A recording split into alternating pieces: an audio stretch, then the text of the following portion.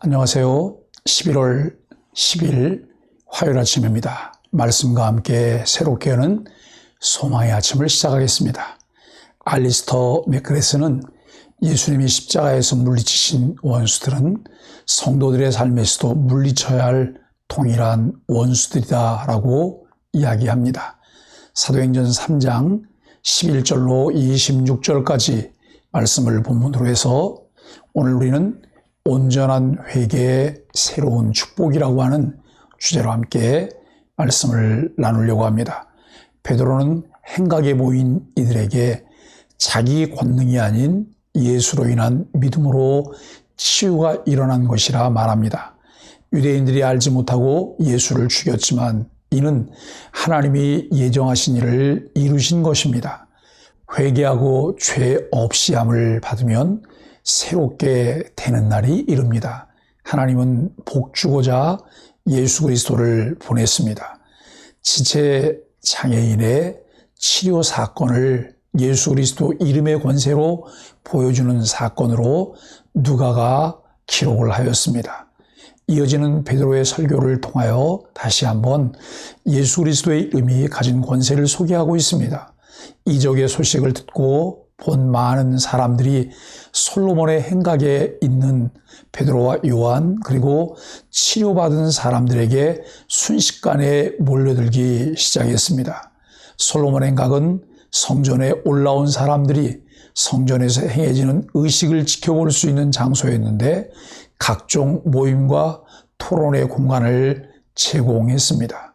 베드로는 솔로몬 행각에 모여든 이스라엘 백성들을 향하여 왜 이 치유 사건을 이상하게 여기느냐고 말문을 열면서 그들의 초점과 관심을 예수님께로 돌렸습니다.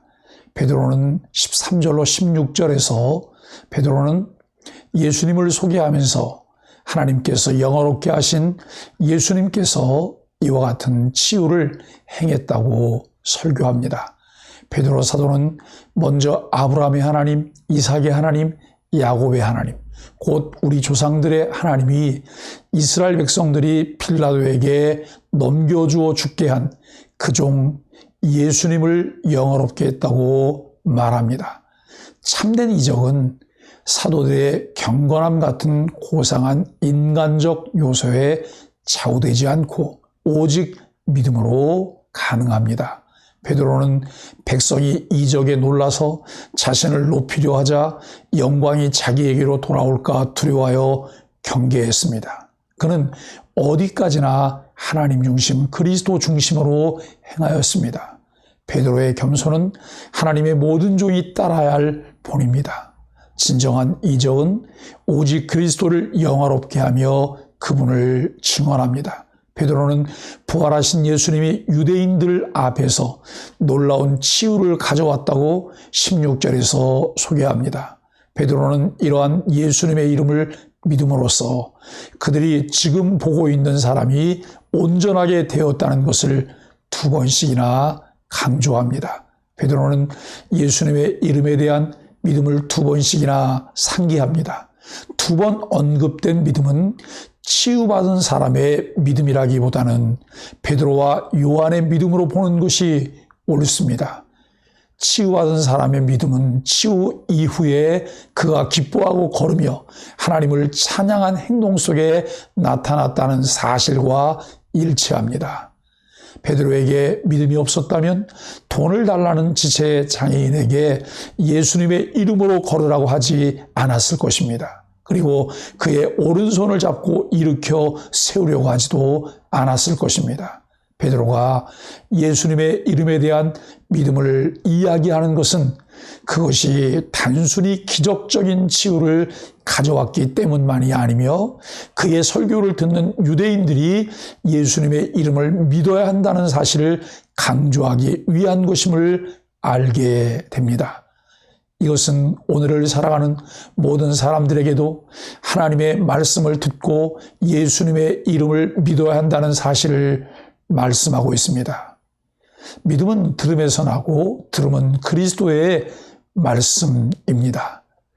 사람은 기적의 통로일 뿐 능력의 주체는 하나님이십니다. 솔로몬 행각은 성전 바깥들 동편 끝에 있는 회랑으로 율법학자들이 자유롭게 강론하던 곳입니다. 그곳에 모인 사람들은 기적을 일으킨 주체를 베드로라고 생각해 그를 주목합니다. 하지만 베드로는 왜 우리를 주목하느냐라며 자기 손을 통해 일어난 기적에 자만하지 않고 예수 그리스도의 이름이 병자를 낫게 하신 것임을 분명히 하고 있습니다. 그러면서 거룩하고 의로운 일을 거부하고 생명의 주를 죽인 장본인들이 그들이라는 것, 하나님이 예수님을 다시 살리심은 성경의 예언을 이루신 것임을 선포하며 부활의 증인된 사명을 다합니다. 기적은 복음 전파의 도구이며 방편입니다. 성도는 기적의 통로로 쓰임받은으로 주님께 드려야 할 영광을 가로채지 않도록 주의해야 합니다. 베드로는 기적 후에 자기에게 주목하는 사람들에게 무엇이라 말하나요? 사람들의 시선을 나에게서 돌려 오직 주님께 주목하게 할 일은 무엇인가요? 누구든지 회개하고 죄사함을 받으면 구원과 축복의 길이 열립니다. 그것은 생명의 주 예수님을 죽인 이들에게도 마찬가지입니다. 하나님 앞에 모든 죄를 회개하고 용서받으면 새로운 날이 임합니다. 새롭게 되는 날은 과거와 현재의 죄악을 끊어버리고 예수 그리스도를 따를 때 하나님이 주시는 선물입니다. 하나님은 우리가 예수님 안에서 몸과 영혼이 평안을 누리며 행복하기를 원하십니다. 결국 예수님 말씀을 듣지 않는 자는 멸망하지만 예수님을 영접하는 자는 누구나 하나님의 자녀가 되고 아브라함의 복을 받아 누립니다. 부활의 예수님은 지금도 살아계셔서 세상을 다스리시며 이 땅에 다시 오셔서 만물을 온전히 회복시키실 것입니다. 회개의 제사함을 통해 누리는 새롭게 되는 날이란 무엇을 의미할까요? 내가 예수님을 믿고 누리게 된 새로운 날들의 은혜는 무엇인가요? 베드로는 그의 설교를 통해 이스라엘의 구원 역사의 성취라는 관점에서 유대인들에게 말씀을 선포합니다. 17절에서 그들이 예수님을 거역하고 십자가에 잡아 죽인 일이 무지의 결과임을 지적합니다. 베드로는 지도자들이 무지 가운데 예수님을 배척했듯이 그들 역시 무지로 인해 예수님에 대하여 어리석게 행동했음을 확신합니다. 그들 모두가 무지 가운데 행한 것들은 하나님이 미리 정해진 계획 중에 진행된 것이기에 그의 계획을 성취시키는 것이었습니다. 하나님께서는 백성들의 무지를 통해서 모든 선지자들의 입을 벌려 예언하신 것을 그리스도의 고난 사건에서 성취하신 것임을 18절이 말씀합니다. 이러한 사실을 전혀 알지 못했던 유대인들은 매우 큰 충격을 받았습니다. 유대인들은 나사렛 예수는 절대 그리스도가 아니기 때문에 십자가에 처형되었고 그가 십자가 위에서 내려오지 못함으로 자신이 그리스도임을 결정적으로 증명하지 못하였기 때문에 비참하게 죽은 것이라고 생각하고 있었습니다. 배우고 확신하며 알기 전에는 정당하다고 생각했던 일들이었는데 베드로의 가르침으로 그 일들이 얼마나 큰 죄를 저지르는 일이었는지 알게 되었습니다. 예수님을 따르며 그의 교훈을 받으며 제자가 된 사람들 중에도 있었다고 한다면 그의 가르침을 받지 않은 자들은 더더욱 그러했을 것입니다.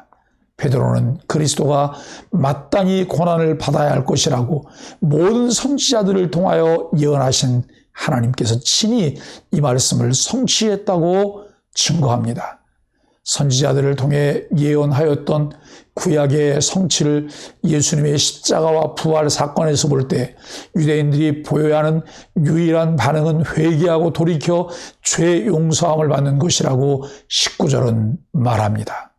돌이키라는 명령이 새롭게 등장합니다.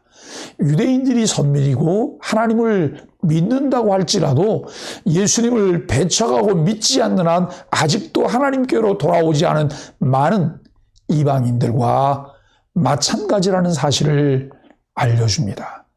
베드로가 오순절 설교에서는 무리들의 일반적인 죄 용서를 언급하지만 여기서는 예수님을 십자가에 처형한 일에 가담한 유대인 무리를 대상으로 하고 있기에 예수님을 죽이는 일에 가담한 구체적인 죄를 말합니다. 무지에 의한 구체적이고도 엄청난 죄를 범한 그들에게 돌이키라고 말씀합니다.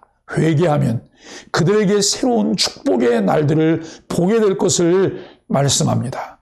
인류의 죄를 대신 담당하기 위해 성육신하시고 대속의 죽음을 담당하시고 부활 승천하여 천상 통치의 시작으로부터 재림하시기까지가 회개하고 주께로 돌이킬 수 있는 기간입니다.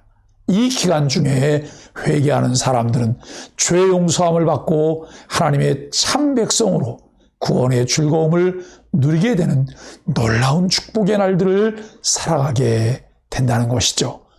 이 은혜를 누리며 다른 이들에게도 복음을 전하여 예수 그리스도의 이름의 권세를 힘입게 되기를 주님의 이름 간절히 축복합니다. 함께 기도하겠습니다. 죄와 허물로 영원히 죽었던 죄인에게 생명과 자유의 새날 주심을 감사합니다. 예수님 안에 담아두신 아브라함의 복, 지혜와 지식의 모든 보화를 누리는 인생 되기를 원합니다. 날마다 예수님의 보혈을 의지해 정결함을 덧입고 주님이 지으신 세상에서 평안과 복을 누리게 하소서.